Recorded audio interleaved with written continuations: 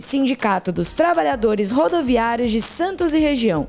Oferece aos seus associados assistência médica e odontológica, assistência jurídica e entretenimento. Associe-se. Avenida Conselheiro Nébias, 262, Vila Matias, Santos. Telefone 3228-9200.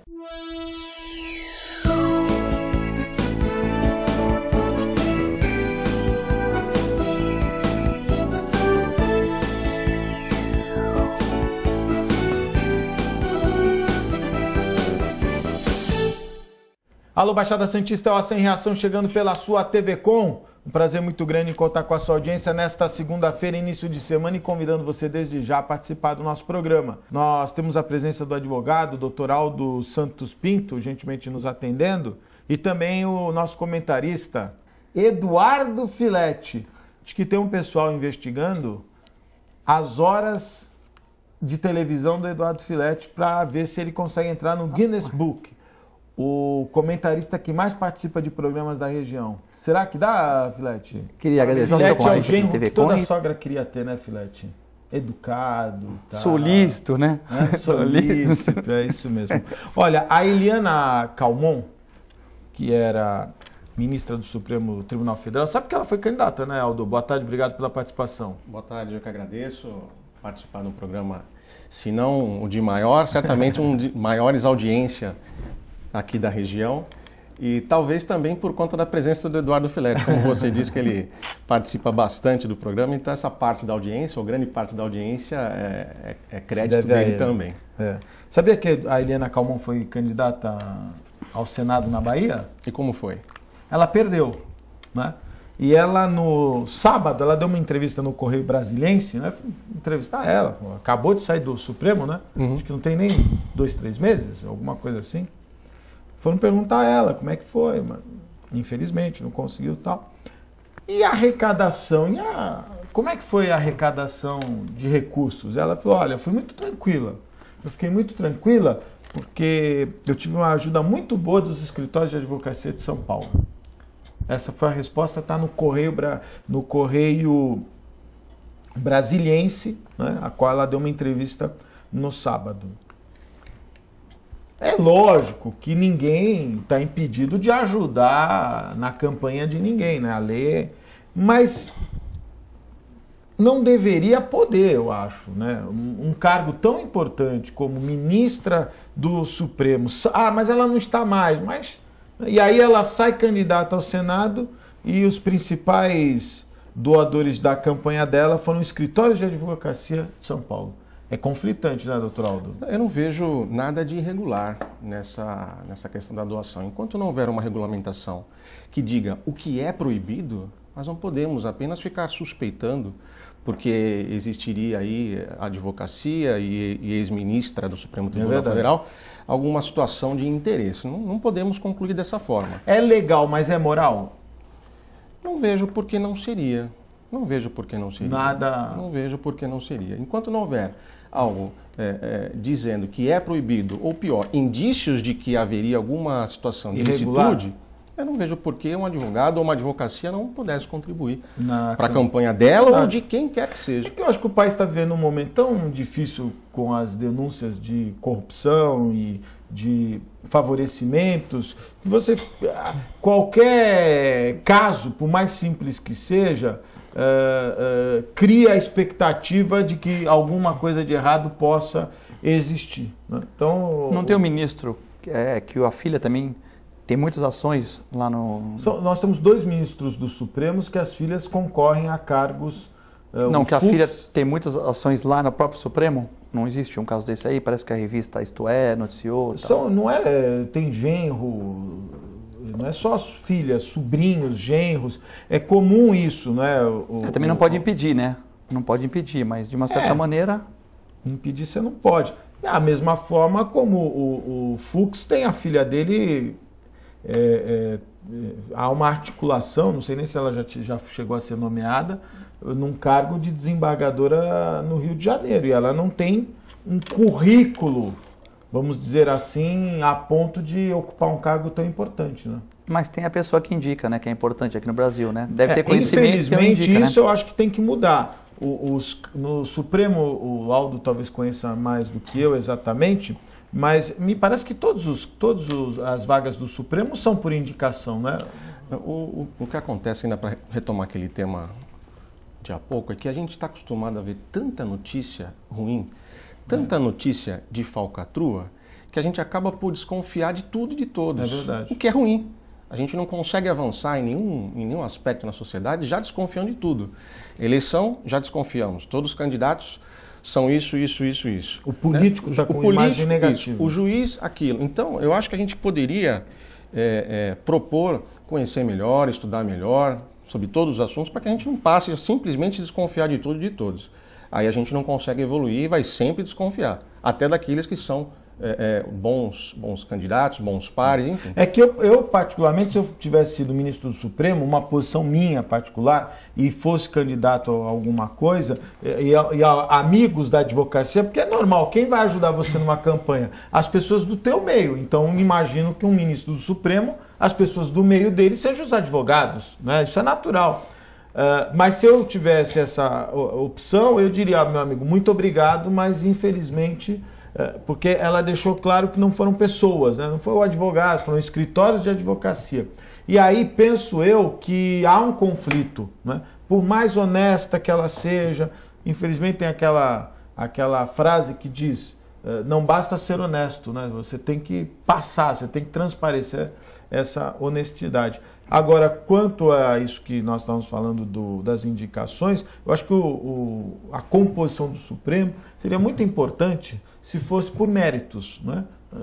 Um juiz, ele passa período na primeira instância, vai para o Tribunal de Justiça, passa por outras instâncias e cursos, vai... mestrado, doutorado... Sim, né? e iria computando pontos, não é? Criaria-se lá um plano de cargos de carreira, e aí quem alcançasse aquele determinado ponto poderia participar de uma lista, enfim. Acho que hoje a OAB me parece que indica, né? Eu só não lembro quantos são os indicados por esse critério que você acabou mencionando, você estaria mas vinculando tão somente a juízes de carreira. Nós estaríamos esquecendo dos promotores de justiça, dos procuradores, dos advogados, e aí seria injusto, né? Como é que eu iria compor a Corte Suprema de um país com a responsabilidade de defender a Constituição, que tem o poder para o povo, se eu apenas indicasse juízes de carreira para decidir questões das mais variadas possíveis? Eu acho que não seria... A pluralidade é importante. Ela é fundamental, principalmente num Estado democrático de direito, onde você tem que ter análise de um ponto, não só pela visão do juiz, mas pela visão do promotor, do procurador, do advogado, enfim. Eu acho que essa mescla é importante e saudável.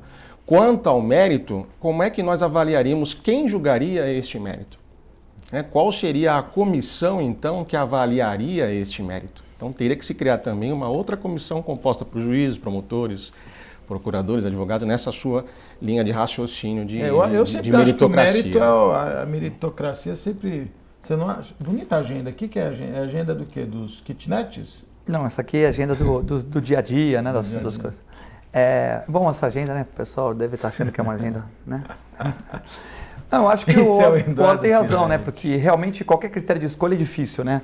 Porque se fosse teria que criar uma comissão, essa comissão às vezes pode ter interesse ou não, né? Então é meio complexo, né? Mas eu acho que a pessoa tem que ter um conhecimento muito grande para estar lá. Eu acho que tem que ter algumas coisas que seriam essenciais para a pessoa, né? É verdade. De repente, um tempo de carreira grande, de repente um doutorado, o pessoal tem que estudar, mestrado, doutorado, né? ou mais de um, ou tal, porque para a gente se limitar, olha, só vai entrar aqui quem for doutor, só vai entrar aqui quem tiver 20 anos de tal, ou de promotoria, ou de serviço público e tal, e menos os advogados que quiserem também entrar nesse tempo, teriam que pleitear esse tipo, pelo menos várias pós-graduações, mas eu acho que tem um critério, ninguém que está lá não tem um conhecimento grande, né? Mesmo às vezes a pessoa que entrou por um outro meio, por exemplo, um advogado de um partido ou de outro, a pessoa porque há 20 anos trabalhando com partido, a pessoa já pega um grande conhecimento, né? Então acho que, vamos supor, se eu fosse o advogado de vários políticos. Com certeza eu ia ter que estudar muito para defendê-los em várias causas, e eu acho que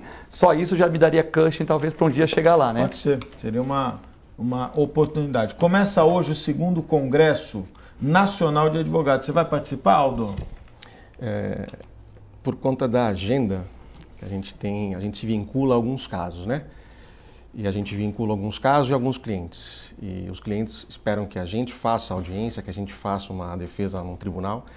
Então, graças a Deus, a minha agenda está muito conturbada em termos de liberdade para poder participar de um congresso. Gostaria muito, mas vai ficar para uma próxima oportunidade. A Daiane separou, nós não vamos mostrar ainda daqui a pouquinho, nós vamos mostrar o que aconteceu na Anchieta ontem, né, a briga de torcedores, que tem muito a ver com o que a gente vai conversar hoje, mas eu vi eu não lembro, ontem eu vi no Fantástico, no jornal, em algum jornal da Globo, não me lembro agora, o caso no interior do estado do Paraná, de um roubo a uma residência. O camarada entrou na residência, 2 pessoas, um revólver de brinquedo, a pessoa só soube depois, né?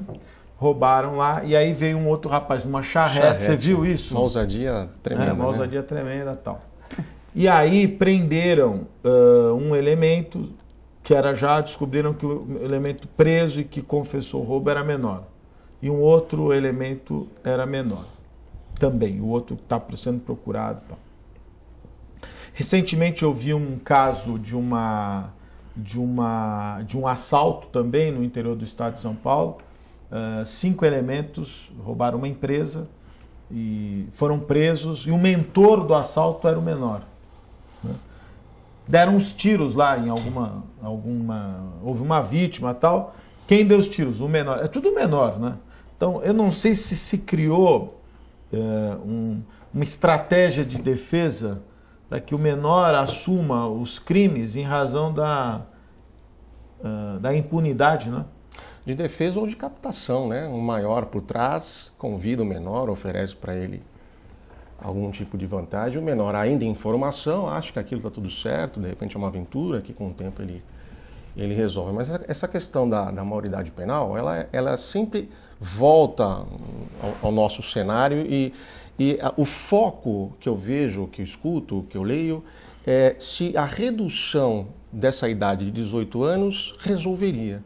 As pessoas costumam focar ou concentrar todas as suas forças nessa questão de o adolescente não poder ser punido. Ele pode ser punido. Nós temos a legislação específica, que é o ECA, né? O que está se tentando fazer agora é modificar tempo de internação, enfim. Mas hoje, o que é que nós temos? A discussão maior com relação a essa maioridade fala assim, vamos mudar a Constituição.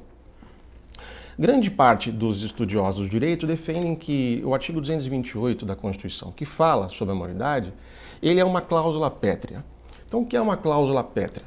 É um ponto da Constituição que não pode ser alterado. Aí nós vamos lá no artigo 60, parágrafo 4º da Constituição, vamos ver que o voto não pode sofrer mudança constitucional, a forma federativa da União não pode sofrer mudança constitucional, e o inciso 4º fala direitos e garantias individuais. Então, por conta disso, a gente tem que o artigo 228, que fala da maioridade penal, ele não pode ser alterado. Então, há aí uma grande discussão, vamos fazer uma emenda constitucional e depois convocar um plebiscito. Tem juristas que defendem essa tese. Mas certamente até essa tese, ela esbarrará depois por uma análise do Supremo Tribunal Federal para saber se isso pode ou não. Eu já me antecipo, eu acho que no meu modo de pensar, a cláusula pétrea não pode ser alterada. Aí nós vamos ao Código Penal. Como é que o Código Penal fala? Se não me falha a memória, o artigo 27 fala que também mantém essa questão dos 18 anos. Então nós chegamos no ECA, que é a legislação especial, adequada e específica. E aí os pontos que nós estamos enfrentando hoje, que a sociedade encontra aqui, ou acha que não tem punição, prende, solta, é porque em alguns pontos ele não está resolvendo. Por exemplo, o ECA fala que antes da sentença o menor ou adolescente, o menor infrator, ele só pode ficar preso por 45 dias. Após uma decisão que configura que ele foi o autor daquele ato infracional, que é um crime ou uma contravenção, ele só pode ficar preso por no máximo 3 anos. E com 21 anos de idade ele tem que ser solto incondicionalmente. Então as propostas que eu acho que podem vingar, que podem levar a sociedade a ter uma sensação de que realmente vão atingir o seu objetivo, são as mudanças que podem acontecer alterando esse limite de internação de 45 dias antes de uma sentença, aumentando o tempo de internação para além dos 3 anos e equiparando essa internação ao crime. Exemplo, um homicídio, pena mínima 6 anos. Então, por que um menor que comete homicídio simples, sem qualificadoras, não pode ficar internado para se ressocializar por pelo menos 6 anos também?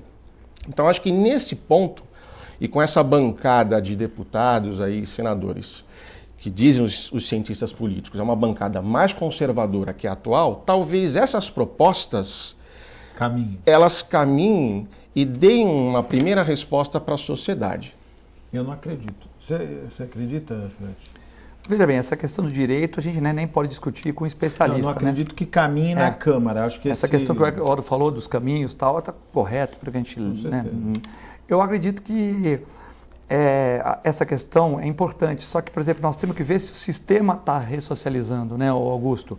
Porque não adianta, isso não tem nada a ver com os advogados, não tem nada a ver com é a questão de você colocar lá. E realmente eu vi o R. Fortes, nosso amigo lá falando outro dia no Rebu, Augusto, e ele comentou que tem punição mesmo. Outro dia eu tive que passar por ali para fazer um atendimento lá perto do segundo, né? Eu vi um monte de menor lá, com o juiz, como é o nome do juiz lá, Aldo? Evandro, Doutor Evandro, um juiz excelente, fazendo trabalho lá, corrigindo e tal. E muitos menores lá saindo algemados, indo para a FEBEM e tal. Quer dizer, a justiça, de uma certa maneira, as pessoas falam que não acontece nada, mas acontece. Tinha muita mãe lá na porta chorando, tinha muito advogado lá tentando resolver. Não é assim, não. Lógico que só pegam 5 a 10% dos casos e tal. Mas quando o cara vai para lá, tem justiça, sim, né? Não é, doutor Aldo? Tem justiça, né? O que eu vejo é que alguns casos de muita repercussão, eles ficam muito tempo na mídia dando a sensação de que nada acontece. Na sua grande maioria, claro que há internação, há o estudo para colocar aquele adolescente de volta à sociedade de uma maneira melhor, mas infelizmente o que mais se propaga são aqueles casos de grande emoção, de grande clamor, de grandes absurdos e que cria-se a sensação de que nada acontece com o adolescente. Mas você vê, o doutor Evandro que faz um grande trabalho, ele trabalha na quarta-feira, entendeu, Augusto? Se o menor é pego na quinta-feira, ele vai ficar lá retido até a quarta-feira. Então já é uma punição, concorda? Você ficar 6 dias lá com um monte de gente e tal, já é uma punição. Aí vai julgado, vai para a FEBEM, vai para a Fundação Casa, a FEBEM não existe mais. Mas será que lá, então eu acho que nós temos que investir na Fundação Casa, como o Aldo falou, 6 anos, vai ficar 6 anos lá. Mas não adianta ficar 6 anos na escola do crime lá, queimando o colchão. Tem que ter estudo, tem que ter trabalho. Outra coisa que eu acho que as prisões do Brasil, o cara pegou 30 anos, ele pode sair com 25, com 15, mas tem que trabalhar, fazer gaiola, bola de capão, fazer plantação, ajudar lá no São Francisco, lá na interligação lá que está parado. Eu acho que a gente tem que fazer prisão como nos Estados Unidos. Célula individual, as pessoas trabalham, as pessoas têm livro, têm biblioteca e tal. Agora, você mistura tudo. Nos Estados Unidos, Augusto, tem mais gente encarcerada que no Brasil. Certo? É maior também. Não, tudo bem, é maior, mas assim, mas é um país mais desenvolvido, com mais oportunidades e tal, né? Então, e são células individuais, a pessoa aprende, a pessoa vai pagar pelo que fez e tal. Agora, não adianta você colocar 40 pessoas numa cela, onde 10 são de extrema periculosidade, 10 são novatos e tal. Vai sair todo mundo com PhD no crime, né? Que eu acho assim, o que o Aldo defendeu e o que você está defendendo seria bom há 15 anos atrás, 10, 12 anos atrás, quando o Cassione era deputado federal e propôs a lei de diminuição da maioridade penal para 16 anos, foi ridicularizado lá. Não só ridicularizado, mas ele foi escrachado em praça pública, né, com uma proposta como essa.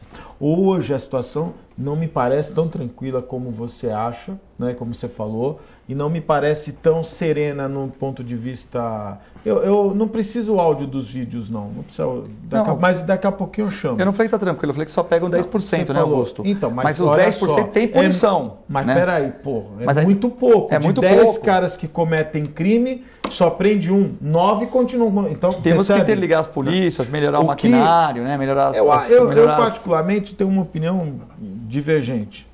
Não adianta você preparar mais a polícia. Hoje, o que os policiais reclamam, né, e você pode perguntar para qualquer policial, a principal reclamação da polícia, do cara que prende, é que a justiça não funciona.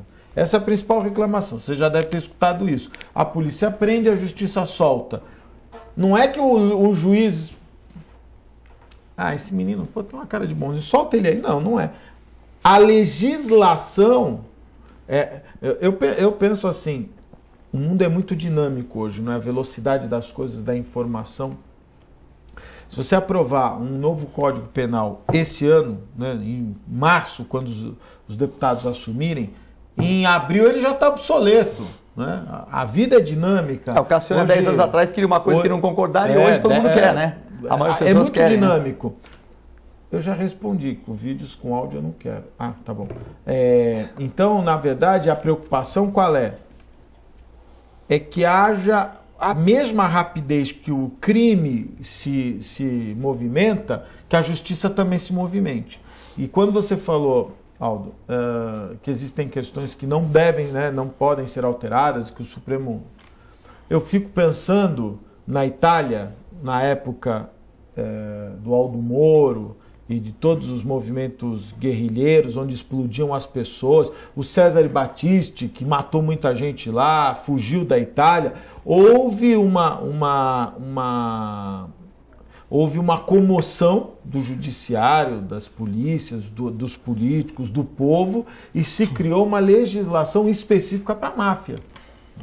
Então, penso eu que nós estamos chegando num momento, e ontem eu ouvi do Aécio Neves uma coisa que me chamou a atenção, quando no debate ele disse que pretende investir na Polícia Federal e nas Forças Armadas. Né? Por mais que os militares digam que eles não podem participar de guerra urbana, eles têm que estar preocupados em defender o país, acho que chegou o momento do Exército efetivamente participar, porque a gente vive uma guerra urbana contra as organizações criminosas.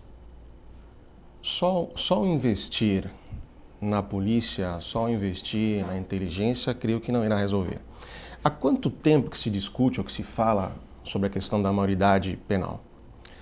Essa questão, nós vamos acabar concluindo, os três, eu tenho certeza, nós vamos convergir para o mesmo ponto. Falta de educação, falta de investimento em escolaridade, em educação, em oportunidades, em esporte. Perspectiva. Você imagina que há 15 anos, ou há mais tempo que se discute essa questão da maioridade. Imagina se nós tivéssemos há 15 anos uma política única no Brasil, independentemente do partido, independentemente de qual ente da União seja, a União, o Estado, o município, mas que se investisse de fato no jovem. Né? Lógico. 15 anos, dando a ele estudo, merenda, escola integral, saúde, esporte, não só o futebol, mas a natação, o judô, o vôlei de praia, esporte, né? Esporte como um todo. Mas não beneficiando essa entrada franca, essa entrada gratuita, ao filho do político tal, ou a senha tem que ser dada, não a todos mesmo, a todos aqueles que comprovarem a necessidade de estarem lá e de se beneficiarem disso. Muitas vezes, e não é a miséria ou a pobreza que leva o menor ao crime, não. Se vocês pegarem aí estatísticas, irão perceber que de 10% a 20% são adolescentes normais, classe média. Que não tem perspectiva. Não tem perspectiva. Esse é o grande problema. Ou que se espelha num pai e mãe que não tem também uma conduta virtuosa. Então, se ao tempo que nós estamos discutindo hoje aqui, nós tivéssemos uma política única no país, que entregasse de fato estudo, entregasse de fato esporte, desse opções a essa grande meninada que está aí solta, eu acho que a lei, o ECA, o Código Penal, a Constituição, ela ficaria especificamente para aqueles que realmente estão transgredindo dessa normalidade. Eu penso que você tem razão, acho que, sem dúvida nenhuma, nós precisamos mudar, o aspecto social é fundamental, né? Você tem que dar educação, escola, nós estamos perdendo, e hoje, quando você faz essa avaliação, né, precisamos mudar alguma coisa, eu tenho certeza que nós já perdemos essa oportunidade da educação. Agora nós precisamos dar um choque, tentar deter esse processo que está caminhando de violência baseado na impunidade, né? O adolescente, o menor de idade, ele se aproveita dessa impunidade que ele tem para cometer crimes. Pior, as facções criminosas e os marginais usam esse jovem como subterfúgio do crime. Passa o crime para o menor de idade. Então a gente tem que olhar o problema hoje dessa maneira. Hoje a criminalidade usa o menor como subterfúgio da autoria, né? Joga em cima do menor a autoria dos crimes. Por quê? Porque a punição é diferente e tal, tem todos esses aspectos. E aí eu vi recentemente um delegado de polícia no Rio de Janeiro que foi assaltado por 4 marginais, ele reagiu, matou 3 e baleou o quarto. O quarto era um menino de 11 anos.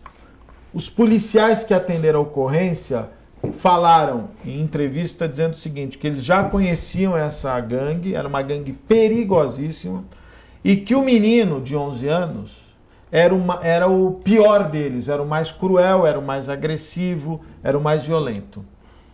Recentemente tivemos um caso, também foi matéria de televisão, aonde uma gangue entrou na residência. E nós tivemos aqui no Guarujá o Farid, puseram álcool na filha dele, ameaçaram queimá-la viva. Se você for avaliar esses personagens, você vai perceber que todos são menores. Então, nós temos que tomar uma ação imediata para conter isso, viu, Aldo? Porque o menor de idade, a falta de uma punição mais severa faz com que o menor de idade hoje seja um demônio na sociedade, porque se ele, por algum motivo, caminhar para o crime, você tem ali, parece que ele se transforma. E se nós não pudermos discutir a maioridade penal, da dificuldade, eu acho que deve-se haver a punição para o maior ou para o menor de idade, de acordo com o crime. Você matou? Então você vai responder pelo crime de homicídio conforme para todos, para o maior ou para o menor. Como na Inglaterra é assim. Se uma criança de 11 anos... Faz uma avaliação psicológica na criança, né? Não é isso? Olha, eu acho que lá não na Inglaterra faz. Se a criança tiver condição de entender o que ela fez, ela vai ser punida igual. Eu acho, né? Acho que prende de qualquer maneira. Ela pode, no período que está presa, diminuir a pena, mas lá prende. Matou, está preso. Não tem isso. Até porque para uma criança matar um adulto não é uma coisa tão, a não ser que seja um acaso, um acidente, não é? É comum nos Estados Unidos, por exemplo, os adultos terem armas, então isso pode acontecer. Fora disso... Por isso que você tocou num ponto interessante, né? Imagina que se a sociedade inteira se mobilizasse para reduzir a maioridade através de emenda constitucional, da qual eu acho que não é possível por conta da questão da cláusula pétrea, mas todo um esforço de se aprovar uma emenda constitucional, aprovação em 2 turnos na Câmara e no Senado, com maioria, né, por 3/5 de voto, e chega-se a um ponto que conclui-se que a maioridade então será a partir dos 16 anos. O que faremos com um adolescente de 15, com de 14, com de 13? É por isso que o ECA, ele já está aí. Nós já temos essa ferramenta, digamos assim. Está sendo... Ele é dos 12, o Estatuto ele fala, a criança e adolescente ele fala, dos 12 aos 18 anos, né? Até antes de completar 18 anos. Então já tenho aí de 12 a 18 anos para se colocar dentre aquelas medidas, advertência, enfim, o ponto que interessa é a internação, nós podemos ou devemos, caminhar para alterar, aumentar, enrijecer aqui nesta internação. Porque do jeito que está, realmente cria-se a sensação de impunidade. E para todos nós, insegurança. Você não sabe se aquele garoto que vem no semáforo vem jogar realmente aquela bolinha, te vender o docinho, se ele está usando aquilo para dar um migué e te aplicar, né, uma violência maior aí, física, enfim. Eu acho que você tem razão. E o menor de 15 anos, né? Quer dizer, quando você tiver o menor de... Vai ter o de 11 anos. De 11 anos, né? Vai ter o de 10, uma eventualmente. Coisa que também ninguém fala, quando você discutir, é o controle de natalidade, né? Onde os ricos do país, a classe mais abastada, tem poucos filhos. E as pessoas na classe mais de pobreza, né? Têm muitos filhos. Eu sei que é uma questão difícil, mexe com a igreja, mexe com tudo isso, né? Mas países como o Japão, como outros, conseguiram, né? Pelo menos uma orientação para as pessoas não terem 6, 7, 8 filhos, né? Porque a gente escuta nas creches, eu dou palestras em umas creches e tal, e faço alguns trabalhos voluntários, a gente escuta de mães, né? Lógico que mães com, talvez que não tiveram essa escolaridade, não tiveram, como o Aldo falou, que não foram agarradas pela educação, né? Por esse movimento, de mães falando, quanto mais filho é melhor, deixa eu estudar na creche, ganho bolsa alugar, ganho bolsa isso, bolsa aquilo, e não defendendo contra a bolsa. A pessoa está ganhando para ter um mínimo de dignidade para as crianças.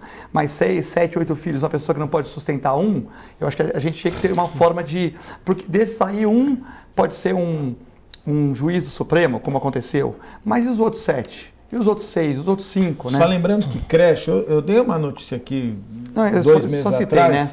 Não, mas só para você saber... em São Paulo, a cidade de São Paulo tem uma carência de 100 mil vagas de creches. Mas, Augusto, é um problema... Santos, saiu uma matéria hoje no jornal A Tribuna já falando da falta de... Não, só estou comentando que às vezes a pessoa tem filho achando que vai encontrar creche com facilidade. As que trabalham têm uma dificuldade imensa de arrumar creche. Mas se a pessoa for na promotoria, o promotor arruma. É obrigado. Então, quer dizer, o município então, se essas 8 mil crianças... certeza. Quantos tem em Santos? 8 mil?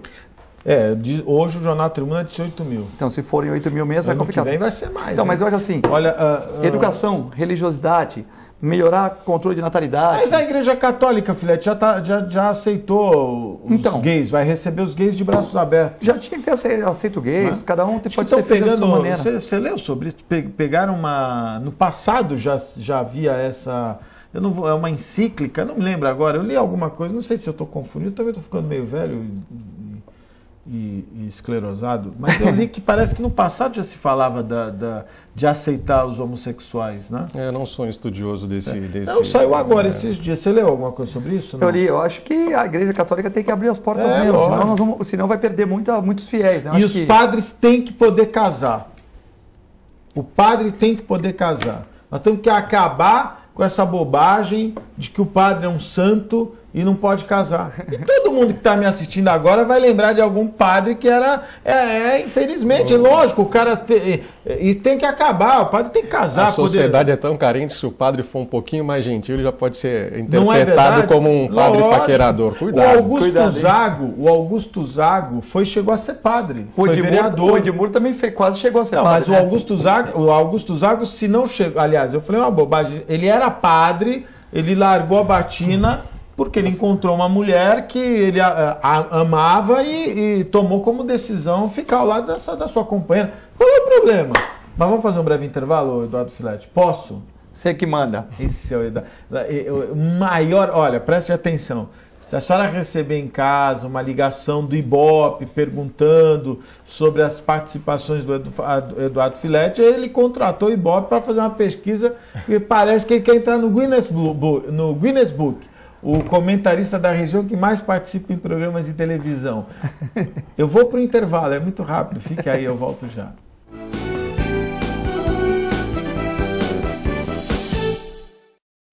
Com o objetivo de atender cada vez melhor, o Plano de Saúde Santa Casa oferece a você e a sua família uma ampla rede de atendimento em Santos, São Vicente, Praia Grande, Cubatão e Guarujá.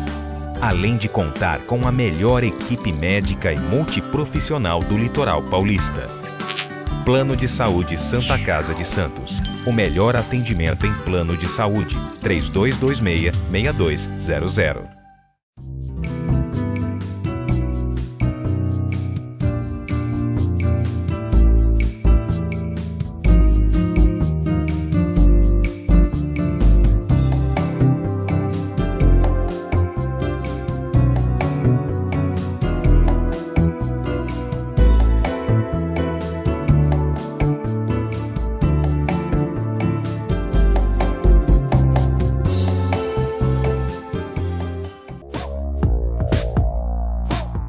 Sindicato dos Trabalhadores Municipais de Praia Grande, há mais de 20 anos levando aos seus associados planos de saúde e convênios, assistência odontológica e jurídica, curso de capacitação e outros benefícios, dando aos servidores melhores condições de trabalho e qualidade de vida. Para mais informações, acesse o site www.sindicatopraiagrande.org.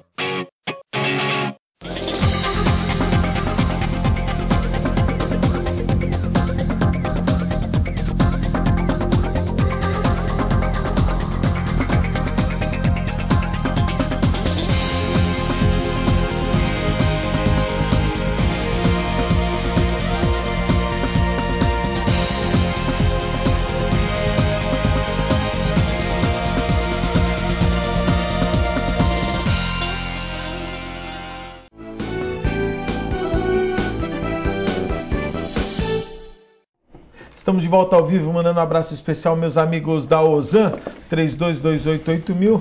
Você tem Ozan, Filete? Tem que ter Ozan, né? Ah, deu uma gaguejada. Tem ou não tem? Outro dia o Augusto falou aqui de R$50 plano de saúde, né? Que o cara quer pagar R$50, quer tudo, mas num país desenvolvido que paga tanto imposto como o nosso, por exemplo, no Canadá, nos Estados Unidos, o cara não tem plano de saúde, né, Augusto? O governo paga para ele, né? Nos Estados Unidos. Faz seguro. Nos Estados Unidos é seguro saúde. Mas no Canadá... É importante dizer que nos Estados Unidos não existe saúde pública. Tá. Mas, por exemplo, tem países que você paga 40% de imposto, como a gente, 35%, né? Sim. E tem um sistema de saúde... Na Alemanha é assim. Você vai morar na Alemanha, você não precisa pagar o sistema de saúde. Exatamente. Você paga dentista. Paga dentista, mas dentista você paga. Mas o plano de saúde lá já engloba. O duro é que a gente paga uma alta... Aí eu tenho um primo meu que mora na Alemanha, quando ele precisa tratar os dentes, ele vem pro Brasil. Porque é muito mais barato. Na Europa, de maneira geral, né? Na Europa, de maneira geral, eles procuram vir para o Brasil. Mandar um abraço especial meus amigos do restaurante Boqueirão Express Grill, o Lobo Viana 89, lá do Downy Santa. O Filete almoça lá, com o Paulão, meu amigo Nelson, Paulo, meu amigo grande Paulo. Leva o Marcos França. Conhece o Marcos França, Aldo?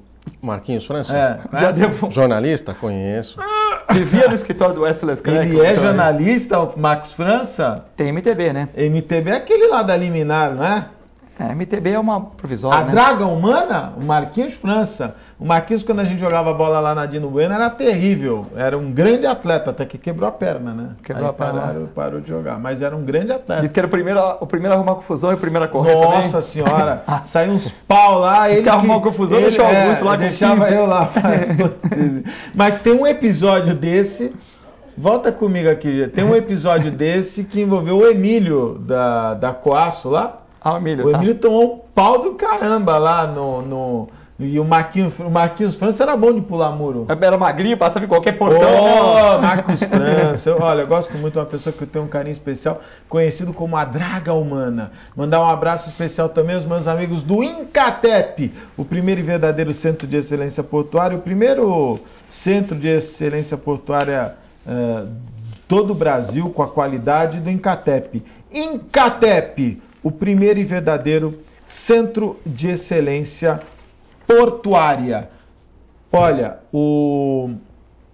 quando eu falei do Aécio Neves ontem, o Aldo, da redução da maioridade penal, ele está se baseando num projeto de emenda constitucional, a PEC 33/2012, de autoria do senador Aloysio Nunes, que atualmente é candidato a vice do Aécio, está tramitando no Senado Federal e prevê que adolescentes entre 16 e 18 anos, autores de crimes considerados hediondos, homicídios, latrocínios, sequestros, sejam punidos como adultos.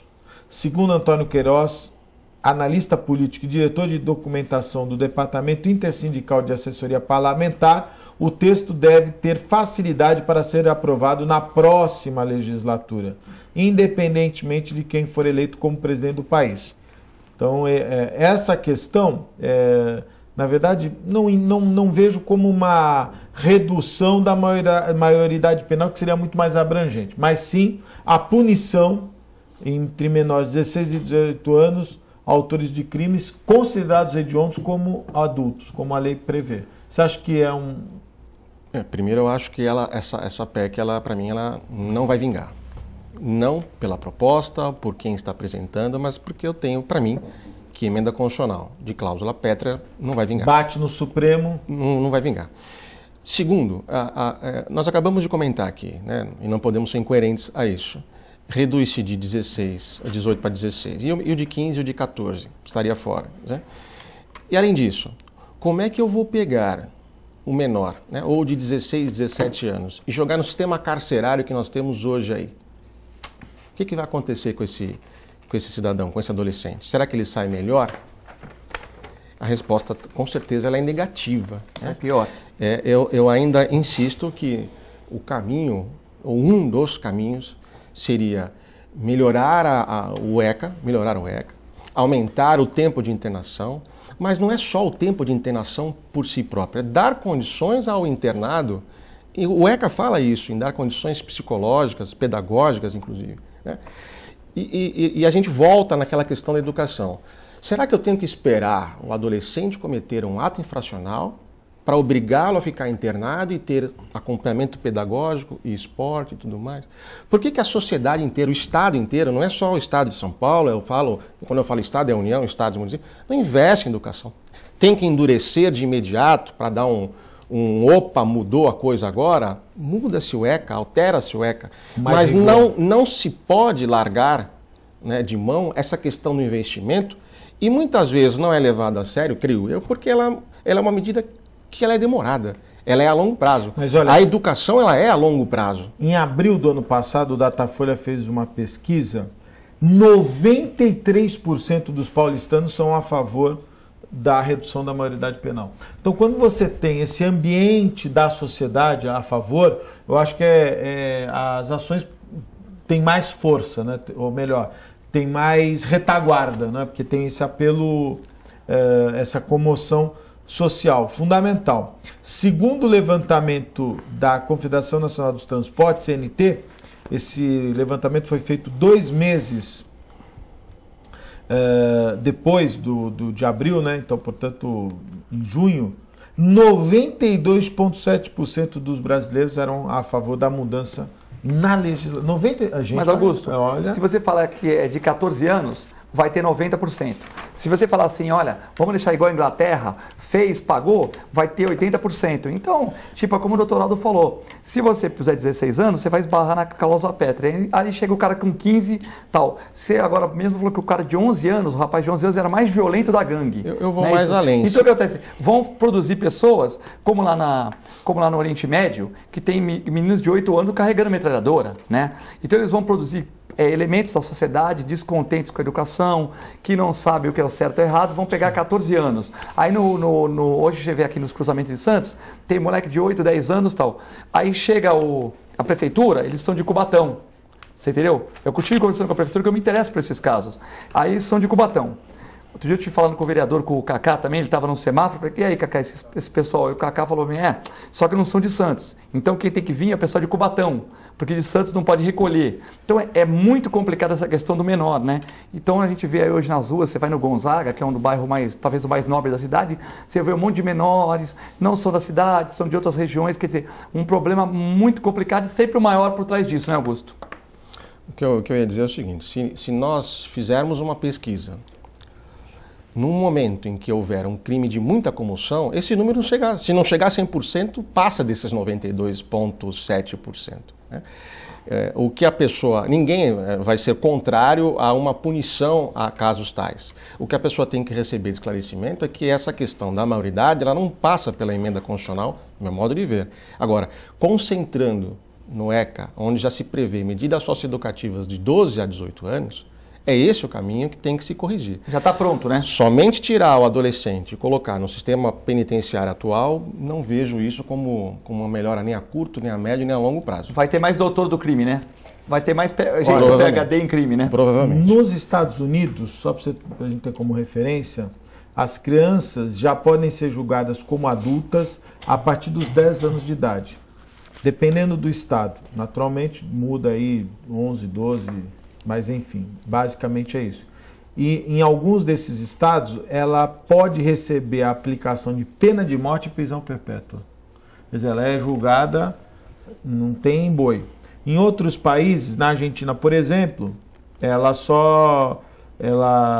os adolescentes com mais de 16 anos podem ser responsabilizados e só podem ser julgados como adultos aos 18. Lá não tem limite para que o adolescente fique preso. Na Espanha, por exemplo, eles podem ser responsabilizados a partir dos 12, mas só são julgados como adulto entre 18 e 21 anos, dependendo da decisão do juiz. Quer dizer, cada país cria, né, uma referência. Mas o que é importante destacar, há um estudo, né, por parte de pessoas ligadas à Unicef dessa diminuição. E a Fabiana Gorenstein, ela é oficial de proteção da criança do Fundo Nacional da Unicef, né? Ela diz o seguinte, que não existe evidência que isso seja capaz de conter a onda de violência, a diminuição da maioridade penal.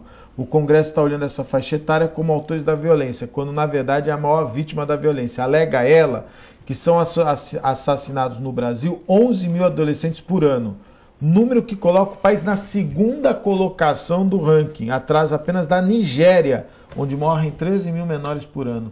Mas esses 11 mil menores que morrem, será porque eles não estão envolvidos no crime organizado? O crime organizado, principalmente o tráfico de drogas, não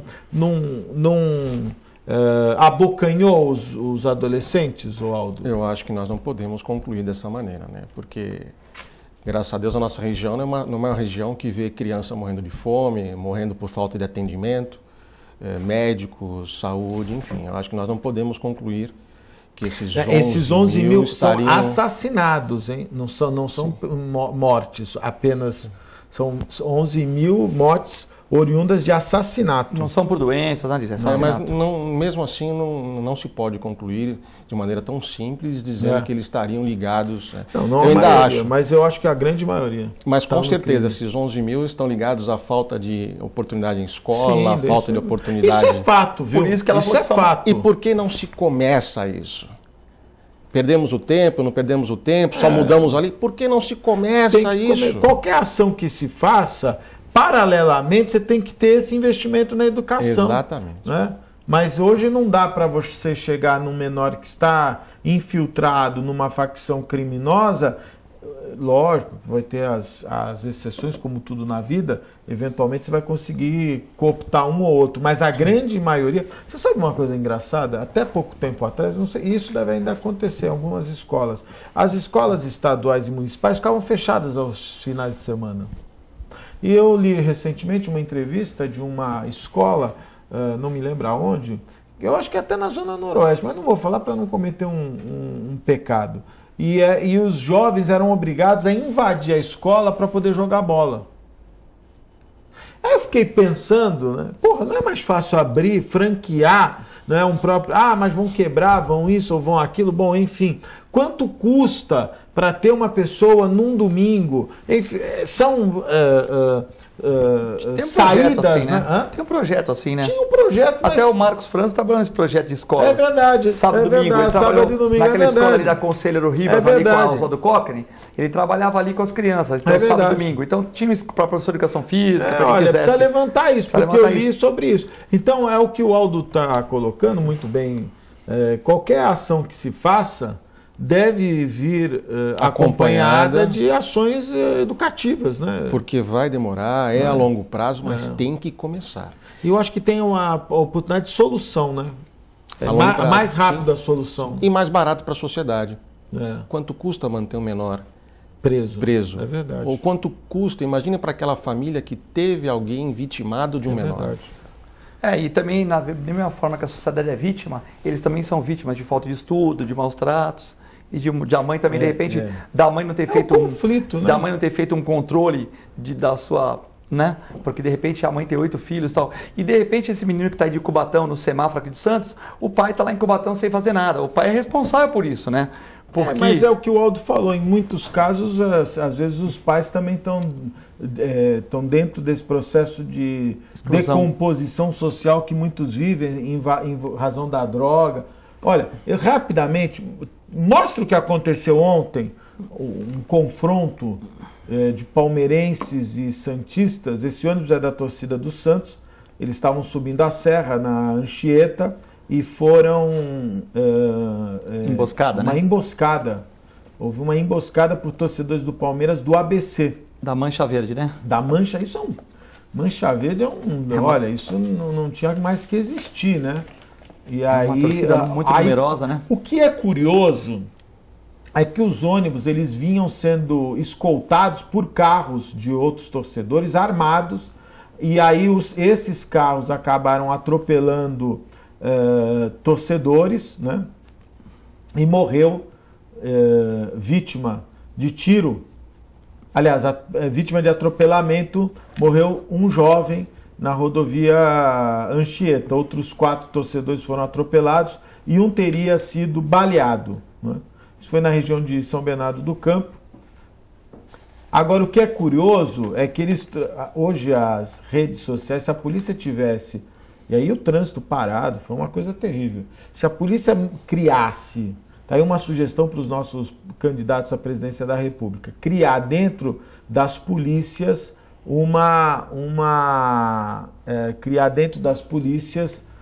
um efetivo para controlar as redes sociais. Isso foi tudo armado nos Facebooks da vida, Twitter, essas tranqueiras todas aí que nos fazem viver o dia todo preso à informação. Olha aí o conflito, né? Interrompeu, aí a polícia já chegando e mesmo assim... Agora você imagina, você está com a sua família subindo a serra, se você se encontra no meio de um conflito como esse, o que fazer, como agir, como proceder. Então nós cada vez estamos ficando mais refém. Pode voltar comigo. Você tem a imagem da troca de mensagens? Você conseguiu fazer, Gisele? Coloca no ar só para ilustrar, né? Mas a troca de mensagens entre os criminosos, esses marginais, combinando. Polícia tinha que... mais do que ser ostensiva, ela tem que ter informação. A polícia precisa se adequar à informação. Aldo, teve um promotor de justiça, não é o que é diretor do Santos, lá do Comitê de Gestão, não era esse? Sembranelli, não. Não, Sembranelli? Não, Sembranelli é do caso da Isabela Adônia. Tem um outro que foi candidato, agora está me fugindo o nome dele, que foi um cara... brigador não, ele foi opositor às torcidas uniformizadas. Inclusive houve uma proibição, mas parece que continua. Ele é deputado, né? Foi deputado. É o Capês? O Capês. Ah, é o Capês, foi o Capês é que fez começou, é verdade. Que defende os animais também, começou com o Capês. Olha aí. Torcidas que combinam previamente crimes não podem ser consideradas torcidas organizadas. É verdade. Sim, quadrilhas mesmo. É verdade. Facções. O que é triste, né? Eu me lembro... Meu falecido pai me levava para o Santos, eu ia com bandeira, chapéu, uniformizado, isso lá em 1977, 78. Hoje eu não consigo vestir minha filha e levá-la a um estádio para ver um clássico. Eu acho extremamente perigoso. Naquela época era o Santos Discoteque, né? Era João Paulo... Era Santos Festa, né? Meninos da Vila. Meninos da Juari, Vila. Juari, Newton Batata. Pita também, né? Pita. Campeão paulista 78. Ayrton Lira. Era o Santos Grande Discoteque. Cobrador de falta. Santos Discoteque. Eu estava em São Paulo ontem. Entregando a idade. Falei pro meu filho e pra Nívia, vamos ao jogo. Você foi ao jogo? Não, vamos ao jogo. Eles não quiseram ir. Falaram, não, pai, é muita violência, vai ter mais palmeirense, mas nós vamos sem camisa. Tal. Aí desci, vi o jogo aqui em Santos, né? Pela TV. Aí chegou hoje os dois pra mim. Tá vendo isso aqui no jogo, olha lá como é que tá. Mas foi na subida, mas é muito violento. Quer dizer, 3 ingressos a menos que eu iria, mas fui voto contra. Ou seja, não fomos no jogo da violência. Quer dizer, tá perdendo ingresso, tá perdendo tudo, né? A gente tem 2 minutos? Não, né? Tem. Mas era importante esses 2 minutos. Eu estava ouvindo o que o Aldo, estava pensando no que o Aldo falou no início do programa, estava pensando no que você falou agora, e vou dar a minha opinião, sempre polêmica, né? Sabe qual é o problema? Às vezes você tem que passar por cima da lei. A verdade é essa. Né? Você tem que encontrar formas de poder enfrentar essa situação. E às vezes passar por cima da lei ou adequar a lei às necessidades da sociedade.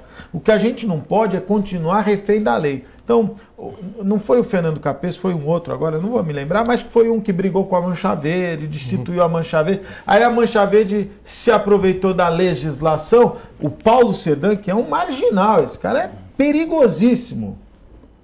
Não sei nem como ele pode ser filho do grande atleta de luta livre, né? O Cerdan sempre foi um... Aliás, é um filho até que não é reconhecido por ele. Mas, enfim, ele criou o subterfúgio da escola de samba. Então, não é mais torcida, agora é uma escola de samba. A escola de samba da Mancha Verde. Desculpa. E cada vez eu percebo que as facções criminosas, a criminalidade, o marginal, ele se aproveita desses meandros da lei e burlam toda a sociedade. E continuam todos. Então nós temos que, chegou um momento, tem que chamar lá o cara dos Estados Unidos, lá, tolerância zero. Tem que descer o sarrafo. Porque quem se encontra quem faz emboscada, torcedor que embosca torcedor embosca não é a palavra correta, mas torcedor que pratica encurrala, enfim, ataca outro torcedor numa rodovia com predisposição a acidentes, e quem vem escoltado por outros torcedores armados, tá na cara, bicho, que gente boa. Não é, pensa bem. Se alguém te convidar, vamos ver lá o jogo do Santos, fala, fica tranquilo, filho, tem 3, 4 carros aqui de escolta, todo mundo armado. Então, nós temos que começar a agir. Eu sei que o Aldo é um grande defensor da lei, todos nós devemos ser, mas nós não podemos ficar reféns da lei, nós estamos ficando reféns da lei. E aí, nós temos que cobrar dos nossos legisladores, que estão preocupados em fazer lá o fumódromo, né, que o Filete defende tanto lá, a pituqueira, o outro defende que o canudo, o outro defende que o palito de dente, agora o meu amigo Douglas Gonçalves colocou o gel em álcool, e a violência, e o que mais está afligindo a sociedade, como é que fica, Aldo, para você encerrar? Eu agradeço uma vez mais o convite. Pode comentar, nesse bate-papo agradável, mas eu ainda falo, insisto, que ao invés de se perder tempo e energia com a emenda constitucional, vamos direto ao assunto, altera-se logo o Estatuto da Criança e do Adolescente, traga a lei para a nossa realidade, nunca ignorando a lei, mas trazendo ela para a realidade, aumentando o tempo de internação, mas ao mesmo tempo dando condições nas internações para que recupere o adolescente. Lógico. E concluo dizendo que nenhuma dessas alternativas elas serão válidas se não houver já um início, investimento em educação e esporte para tirar essa molecada da rua, da cabeça vazia, enfim, traga essa molecada para o estudo e para o esporte, dando a elas oportunidades. Eu acho que assim, a longo prazo, a curto prazo, só Google, né? Só clicando no Google. É verdade. A longo prazo, eu acho que a gente consegue ver uma sociedade melhor.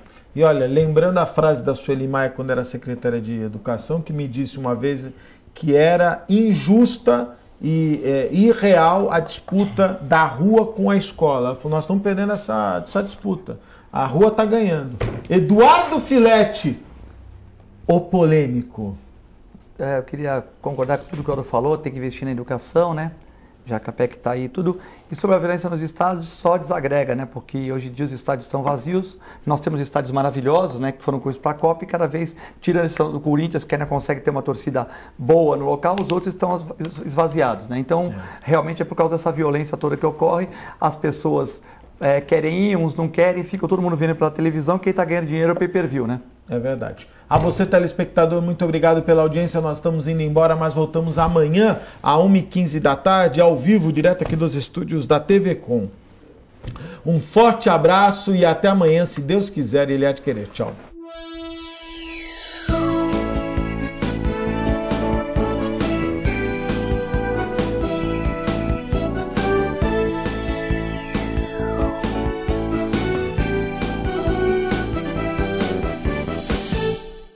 Um pedacinho da França agora ilumina Santos. Deixe que ele ilumine sua vida.